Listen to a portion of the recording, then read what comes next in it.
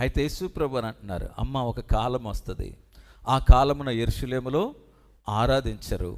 ఎక్కడ ఆరాధించరమ్మా. యెరూషలేములో దేవాలయం సొలొమోను రాజు కట్టించిన దేవాలయంలో దేవుడు ఉంటాడని బైబిల్లో ఏమైనా ఉందా? లేదు కదా. ఎందుకమ్మా నువ్వు అలా అనుకుంటున్నావు? యెరూషలేములో దేవాలయంలో దేవుడు ఉంటాడు అనుకొని ఆ యెరూషలేం పట్టణమే పరిశుద్ధమైనదని అది ఏముండదమ్మా. దేవుడు ఆత్మ, సముద్రము జలములతో నిండి ఉన్నట్లుగా దేవుని యొక్క ఆత్మ లోకమంతా నింపబడి ఉంది. దేవుడు లేని స్థలం అంటూ ఏది కూడా లేదు. ఆ దేవుడిని వెతికితే నీ దగ్గరే ఉంటాడు.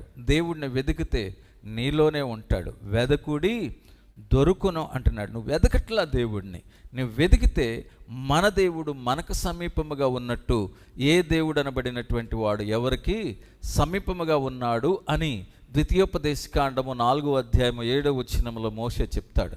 మన దేవుడు పిలిస్తే